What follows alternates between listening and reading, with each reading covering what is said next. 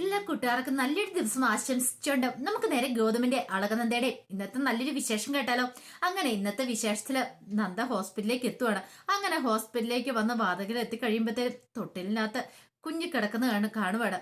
ആ ഒരു കാഴ്ച കണ്ടതും എന്തെന്നില്ലാത്ത സന്തോഷം നന്ദയ്ക്ക് തോന്നുവാണ്. നന്ദ പെട്ടെന്ന് അകത്തേക്ക് കയറി വരുമ്പോഴത്തേക്ക് ഗൗതം അവിടെ ഉണ്ടായിരുന്നു. ഗൗതം നന്ദയെ പരസ്പരം നോക്കുവാണ്. പിന്നീട് ഗൗതം നന്ദയോട് നോക്ക്, നമ്മുടെ കുഞ്ഞിനെ നോക്കാൻ പറയാണ്. ഇത് കേട്ട് കഴിഞ്ഞപ്പോഴത്തേനും നന്ദയ്ക്ക് എന്തെന്നില്ല സന്തോഷം. നന്ദ നോക്കിക്കഴിയുമ്പോഴത്തേനും കുഞ്ഞ് നല്ല ഉറക്കമാണ്. നന്ദയ്ക്കാണെങ്കിൽ കുഞ്ഞിനെ ഒന്ന് എടുക്കാനൊക്കെ തോന്നി. ഈ സമയം ഗൗതം ചോദിച്ചു, അല്ല നിനക്ക് കുഞ്ഞിനെ എടുക്കാൻ തോന്നുന്നുണ്ടോന്ന് ചോദിക്കാം. അത് ഗൗതം സാറേ, എനിക്ക് കുഞ്ഞിനെ എടുക്കാനിട്ട് എന്റെ കൈ തരിക്കുവാന്ന് പറയാണ്. എടുക്കാൻ വേണ്ടിയിട്ട് എനിക്ക് സഹിക്കുന്നില്ല, ഞാനൊന്ന് എടുക്കട്ടെ എന്ന് ചോദിക്കാം. അതിനെന്താ, എടുക്കാൻ പറയാണ്. അങ്ങനെ നന്ദ കുഞ്ഞിനെ ഒന്ന് എടുത്തു. കുഞ്ഞിനെ എടുത്ത് കൊഞ്ചിക്കുവാണ്. ഈ സമയത്തെല്ലാം പിങ്കി നല്ല ഉറക്കത്തിലായിരുന്നു. പിങ്കി ആ ക്ഷീണത്തിൽ കിടന്ന് മയങ്ങിക്കൊണ്ടിരിക്കുകയാണ്.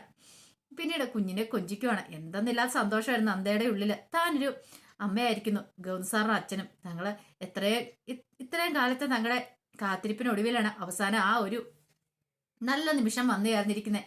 രണ്ടുപേരും അവരുടെ സന്തോഷം പങ്കിടുവാണ്. ഈ സമയത്ത് ഗൗതത്തിന് ഫോണും ബെല്ലടിച്ചു. ഗൗതം ഫോൺ വിളിച്ചിട്ട് അങ്ങോട്ടേക്ക് പോവാണ്. അപ്പോഴേക്കും നേഴ്സ് കയറി വന്നു. അല്ല നിങ്ങൾ ആരാ, നിങ്ങൾ എന്തിനാ കുഞ്ഞിനെ എടുത്തിരിക്കുന്ന ചോദിക്കാം. ഞാനോ, ഞാൻ കുഞ്ഞിന്റെ അമ്മയാന്ന് പറയണേ. കുഞ്ഞിന്റെ അമ്മയോ? കുഞ്ഞിനെ പ്രസവിച്ച സ്ത്രീയല്ലേ ആ കിടക്കണേ, പിന്നെ നിങ്ങൾ എങ്ങനെ കുഞ്ഞിനെ അമ്മയാന്നേ? ആ കുഞ്ഞിനെ ഇങ്ങോട്ട് തരാൻ പറയാണ്. നന്ദ പറഞ്ഞ, അല്ല അത് പിന്നെ ഞാൻ തരാൻ പറയാ അല്ല തരാനല്ലേ പറഞ്ഞേ എന്ന് ചോദിക്കുകയാണ്. അങ്ങനെ കുഞ്ഞിനെ അങ്ങോട്ട് മേടിച്ചു. അവർക്ക് സംശയമായി ഇനിയിപ്പൊ നന്ദ എന്തിനു വേണ്ടിയാ വന്നിരിക്കുന്നെന്നുള്ള. അവർക്കറിയില്ലോ സരോഗസിയെ കുറിച്ചൊന്നും. പിന്നീട് നന്ദ പുറത്തേക്ക് ഇറങ്ങി പോരുവാണ്. ഈ സമയത്ത് അവിടെ ആകെപ്പാടെ അസ്വസ്ഥയായിട്ട് ഗിരിജ നിൽക്കുന്നുണ്ടായിരുന്നു. അപ്പോഴേക്കാണ് മഹേശ്വരനും ലക്ഷ്മിയും കൂടെ ഓടി വരുന്നേ. അങ്ങനെ അവരെ ഗിരിജ കണ്ടപ്പോ ചോദിച്ചു, അല്ല കുഞ്ഞ് എവിടെയെന്ന് ചോദിക്കുവാണ്. ഇത് കേട്ടെങ്കിലത്തേനും ഗിരിജ പറഞ്ഞു, ഓ ഇപ്പോഴെങ്കിലും കുഞ്ഞിനെ അന്വേഷിച്ച് വന്നല്ലോ, നന്നായി. അല്ല ആ പ്രശ്നങ്ങളൊക്കെ ഉണ്ടായ സമയത്ത് എവിടെയായിരുന്നു? അപ്പോഴീ കുഞ്ഞിനെ കുറിച്ചോ അല്ലെങ്കിൽ കുഞ്ഞിന്റെ അമ്മയെ കുറിച്ചോ ആരും ചിന്തിച്ചില്ലോ. എല്ലാം കഴിഞ്ഞു കഴിഞ്ഞപ്പോഴത്തേനും ബന്ധുക്കാരെന്നൊക്കെ പറഞ്ഞ് ഓരോന്നൊക്കെ വലിഞ്ഞു കയറി വന്നിരിക്കുന്നു പറയാണ്. സഹിക്കുന്നതിനും ക്ഷമിക്കുന്നതിന് പരിധി ഉണ്ടെന്ന് പറയാം.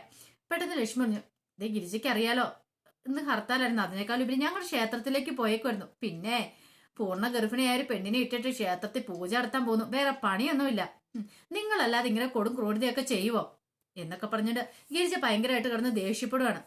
കുറെ സമയം കഴിഞ്ഞ് മഹേശ്വരൻ ദേഷ്യം വന്നു. നിങ്ങളൊന്ന് നിർത്തുന്നുണ്ടോ എന്ന് ചോദിക്കുക. കുറെ സമയമായില്ല തുടങ്ങിയിട്ട്, നിങ്ങൾ കൂടുതലൊന്നും പറയണ്ടെന്ന് പറയാണ്.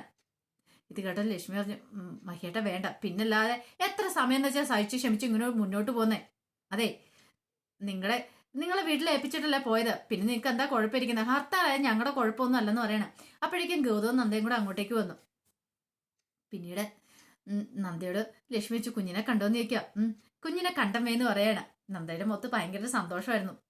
ഈ സമയം ഗിരിജ പറഞ്ഞു, കുഞ്ഞിനെ കണ്ടുപോലും. അല്ല ഇവൾ ആരുടെ കുഞ്ഞിന്റെ? പിങ്കിയാണ് കഷ്ടപ്പെട്ട് ബുദ്ധിമുട്ടി പ്രസവിച്ചേ, അപ്പൊ പിങ്കിയാണ് കുഞ്ഞിന്റെ അമ്മ, അതിന് ഇവള് കുഞ്ഞിന്റെ അമ്മയൊന്നും അല്ലെന്ന് പറയാണ്. ആ സമയത്ത് നേഴ്സ് വന്നിട്ട് ചോദിച്ചു, നന്ദയോട് ചോദിച്ചു, അല്ല കുഞ്ഞിന്റെ ആരോ എന്ന് പറഞ്ഞില്ലേ? അതെ ഞാൻ കുഞ്ഞിന്റെ അമ്മയാണ്, സരോഗസി മദറാന്ന് പറയണം. ഓ അങ്ങനെയല്ലേ, എനിക്കറിയില്ലായിരുന്നു, നിങ്ങൾ പോയി കുഞ്ഞിനെ കണ്ടോളാൻ പറയാണ്. ഇതും കൂടെ കേട്ടുകഴിഞ്ഞപ്പോ ഗിരിജയ്ക്ക് ഇഷ്ടപ്പെട്ടില്ല. ഗിരിജ പറയും, എല്ലാരും കൂടെ എങ്ങോട്ടാ ഇടിച്ചു കയറി പോന്നേ?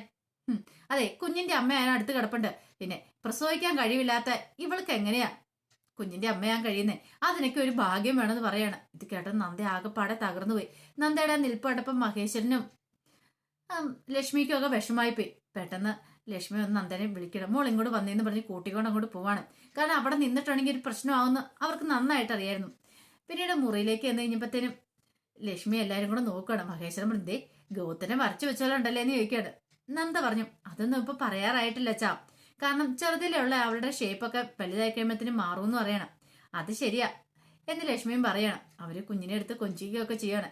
എന്തെന്നില്ലാത്തൊരു സന്തോഷം. ഈ സമയം മഹേശ്വരൻ പറഞ്ഞു, അങ്ങനെ അവസാനം നമ്മള് വിജയം കൈവരിച്ചല്ലേന്ന് ചോദിക്കുകയാണ്. എത്രയോ കാലത്തെ കാത്തിരിപ്പ് എല്ലാവരുടെ. ഇതൊക്കെ അറിഞ്ഞു കഴിഞ്ഞപ്പോ തന്നെ അനന്തരത്തേക്ക് എത്രമാത്രം സന്തോഷമായെന്നറിയോ? കുടുംബത്തിന് അനന്തരാവകാശിയല്ലേ പറഞ്ഞിരിക്കുന്നു പറയണം. അങ്ങനെ കുറെ സമയം കഴിഞ്ഞപ്പോഴത്തേനും ഗൗതം പറഞ്ഞു, ഇനി നിങ്ങൾ പോയിക്കോളാൻ പറയണം, ഞാൻ വേണേ കൊണ്ടുവിടാന്ന് പറയണം. വേണ്ട നീ ഇവിടെ നിന്നോ ഗൗതം, നിന്റെ ആവശ്യം ഇവിടെ എന്തെങ്കിലും വന്നാലോ ഞങ്ങൾ പോയിക്കോളാന്ന് പറയാം, അല്ലെങ്കിൽ ഹർത്താൽ ആയതുകൊണ്ട് കുഴപ്പമില്ല എന്ന് പറയണം. എന്നാൽ ജീപ്പ് ഞാൻ അറേഞ്ച് ചെയ്യാം, ഞാൻ പിന്നെ കാര്യങ്ങളൊക്കെ സംസാരിച്ചോളാന്ന് പറയണം. അങ്ങനെ അവർ യാത്ര ഞങ്ങൾ പറഞ്ഞു പോവാണ്. ഈ സമയം നന്ദയും ഗൗതവും പരസ്പരം നോക്കണം. പിന്നീട് നന്ദ പറഞ്ഞു, ഞാൻ ഇതൊന്നും ഒരിക്കലും പ്രതീക്ഷിച്ച കാര്യമല്ല, എല്ലാം ദൈവാനുഗ്രഹം കൊണ്ടാന്ന് പറയണം. ഗൗതം പറഞ്ഞു, അത് ശരിയാ, പക്ഷേ നീയും കൂടെ സംഭവിച്ചോണ്ടാ ഈ കാര്യങ്ങളൊക്കെ നടന്നത്, അതിന് നിനക്ക് എന്താ പകരമായിട്ട് വേണ്ടേ? എനിക്ക് നല്ലൊരു ആൺകുഞ്ഞിനെ തന്നേന്. അത് പിന്നെ ഞാൻ അന്നേ ഗൗതം സാറിനോട് പറഞ്ഞല്ലേ ഒരാൺകുട്ടി ആയിരിക്കുന്നു. ഓഹോ അങ്ങനെയാണോ? അത് ശരിയാ, നമ്മൾ ബെറ്റ് വെച്ചിട്ടുണ്ടായിരുന്നു. അപ്പം നിനക്ക് പ്രതിഫലമായിട്ട് എന്താ വേണ്ടേ ചോദിച്ചോളാൻ പറയണം. പ്രതിഫലമായിട്ട് എനിക്കൊരു ഉമ്മ തന്നാ മതി എന്ന് പറയണം. ഉമ്മയാ? അതെ, നെറ്റിയിലൊരു ഉമ്മ.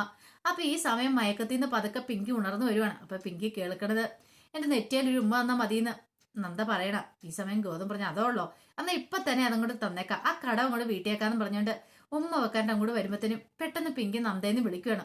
ഒരു നിമിഷം നന്ദേൻ ഗൗതം ഞെട്ടിപ്പോയി. പിന്നീട് എന്റെ കുഞ്ഞെന്തേന്ന് ചോദിക്കുകയാണ്. അതേ പിങ്കി, കുഞ്ഞിവിടെ ഉണ്ടെന്ന് പറയാണ്. അതെ, എനിക്ക് അവനൊന്ന് കാണണം, എന്റെ അടുത്തേക്കൊന്ന് കൊണ്ടുവന്ന് കിടത്താവെന്ന് ചോദിക്കാം.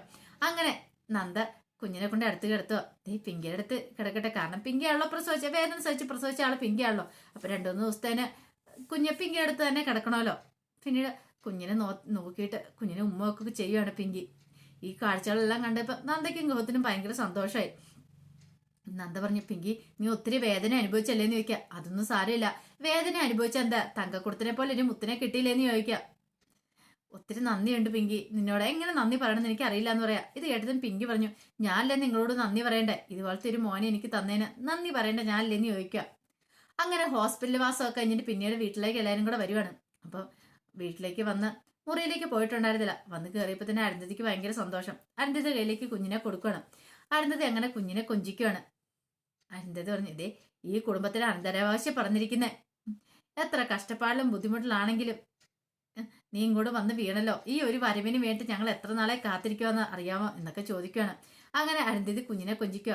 പിന്നീട് കുഞ്ഞിനെ നേരെ അരുന്ധതിയുടെ ഭർത്താവിന്റെ ഫോട്ടോയ്ക്ക് മുന്നിലേക്ക് കൊണ്ടുപോയില്ലാണ്. ഇങ്ങോട്ട് നോക്ക്, ഇതേ നമ്മുടെ ഈ കുടുംബത്തിലെ അനന്തരാവകാശം കണ്ടില്ലേ, സന്തോഷത്തോടെ കാണാൻ ഞാൻ എത്രമാത്രം പ്രാർത്ഥനയോടെ കാത്തിരുന്നാന്നറിയാവോ, ഇങ്ങനെ ഒരു ഇതിന് വേണ്ടിയിട്ട് അവസാനം അത് സംഭവിച്ചിരിക്കുമെന്ന് പറയാണ്.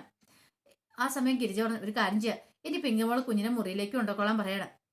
അത് കേട്ട് കഴിഞ്ഞപ്പോഴത്തേനും നന്ദ പറഞ്ഞു, അതെന്തിനാ, ഞാനല്ലേ കുഞ്ഞിനെ മുറിയിലേക്ക് കൊണ്ടുപോകണ്ടേ, ഞാനല്ലേ കുഞ്ഞിന്റെ അമ്മയെന്ന് ചോദിക്കാം. ഇത് കേട്ടതും പിങ്കി പറഞ്ഞു, അതെങ്ങനെയാ, കഷ്ടപ്പെട്ട് ബുദ്ധിമുട്ടി പ്രസവിച്ച് ഞാനാന്ന് പറയാണ്. അങ്ങനെ അങ്ങോട്ടും ഇങ്ങോട്ടും തർക്കമായി. അവസാനം പറഞ്ഞു ഗിരിജ പറഞ്ഞു, അതെ ബുദ്ധിമുട്ടി പ്രസവിച്ച പിങ്കിയാ, അപ്പൊ പിങ്കിക്കാണ് കുഞ്ഞിന് അവകാശമുള്ളത്, അല്ലാത്തൊരു വെറും ഡെമ്മി പീസ് മാത്രമാണെന്ന് പറയണം. ഇത് കേട്ടെന്ന് നന്ദ പറഞ്ഞു, അതെ സരോഗസി മദറാണ് ഞാൻ, ആ കാര്യം ഓർമ്മ വേണം. പിന്നെ അതിന്റെ വയലോയെ കുറച്ച് കാര്യങ്ങളൊക്കെ പറയുന്നുണ്ടെന്ന് പറയണം. പക്ഷെ അതൊന്നും കേട്ടിട്ട് ഈ പറയുന്ന പിങ്കിക്കോ ഗിരിജയ്ക്കോ ഒരു കുഴക്കമില്ലായിരുന്നു. ആ സമയം അരുന്ധതി കുഞ്ഞിനെ വാങ്ങിയിട്ട് കുറച്ച് സമയം കൊഞ്ചിക്കുകയാണ്. അപ്പൊ കുഞ്ഞ് കരയാൻ തുടങ്ങി കഴിഞ്ഞപ്പോഴത്തേനും നന്ദയോട് എന്നാ നന്ദ കുഞ്ഞിനെന്ന് പറയണം. പെട്ടെന്ന് പിങ്കി ഇങ്ങോട്ട് വന്നിട്ട് പറഞ്ഞു, അതെ കുഞ്ഞിനെ ഇങ്ങോട്ട് താട്ട്, കുഞ്ഞ് കുറെ സമയം വിശന്ന് കിടന്ന് കരയണേ, കുഞ്ഞിനെ ഇങ്ങാട് ഞാൻ കൊണ്ട് പാല് കൊടുക്കട്ടെ എന്ന് പറഞ്ഞിട്ട് ബാജിറ്റേന്നും പറഞ്ഞോണ്ട് ഗിരിജനെ വിളിച്ച് അകത്തേക്ക് അങ്ങോട്ട് പോവാണ്. നന്ദയ്ക്കാണെങ്കിൽ ആ പാടൊരു വിഷമമായിപ്പോയി. ഈ സമയം അരുന്ധതി പറഞ്ഞു, എത്ര അമ്മമാരുണ്ടെന്ന് പറഞ്ഞിട്ട് എന്താ കാര്യം ഇരിക്കുന്നത്, കുഞ്ഞിന് പാല് കൊടുക്കണമെങ്കിൽ പിങ്കി തന്നെ വേണമെന്ന് പറയാം. നന്ദയെ വല്ലാത്ത ബുദ്ധിമുട്ടുണ്ടായി. തനിക്ക് എടുക്കാൻ കളിപ്പിക്കാൻ കൊഞ്ചിക്കുകയൊക്കെ ചെയ്യാം, പക്ഷെ അവന് പാല് കൊടുക്കണമെങ്കിൽ തന്നെ കൊണ്ട് പറ്റില്ലല്ലോ, ആ ഒരു ചിന്ത. അരുന്ധതി ഇത് പറഞ്ഞു കഴിഞ്ഞപ്പോൾ തന്നെ മഹേശ്വരന്റെയും ലക്ഷ്മിയുടെയും ഒക്കെ മുഖം വല്ലാതായിപ്പോയി. കാരണം പിങ്കി അമ്മയായി കഴിഞ്ഞപ്പോഴത്തേനും പിങ്കിക്ക് പൂർണ്ണ ഉത്തരവാദിത്വം കിട്ടി എന്നൊരു ചിന്തയായിരുന്നു പിങ്കിയുടെ മനസ്സിലുണ്ടായിരുന്നേ. പക്ഷെ നന്ദയുടെ വിഷമം വേദന എന്താണെന്ന് പിങ്കി മനസ്സിലാക്കിയത് കൂടിയില്ല. നന്ദയ്ക്കാണെങ്കിൽ സങ്കടമായെന്ന് ലക്ഷ്മി അമ്മയ്ക്ക് മനസ്സിലായി.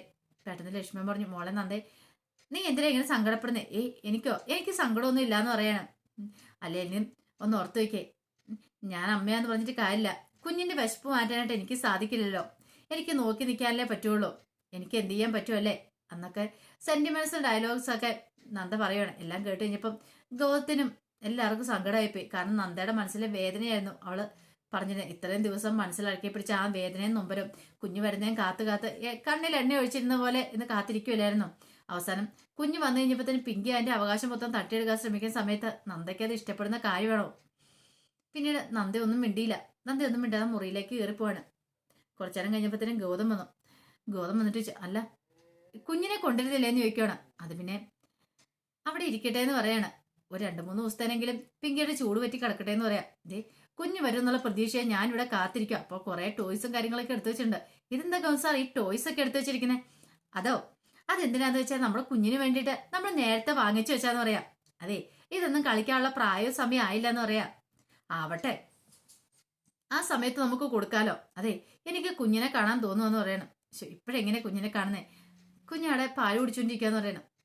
നിനക്ക് ഇങ്ങോട്ട് എടുത്തോണ്ട് വരാനും ചോദിക്കുക. അതെങ്ങനെ ഇപ്പോഴും എടുത്തോണ്ട് വരുന്നേ, കുറച്ച് ദിവസം കഴിയാതെ എടുത്തോണ്ട് വന്നാൽ അവർ തന്നെ എന്ത് വിചാരിക്കും.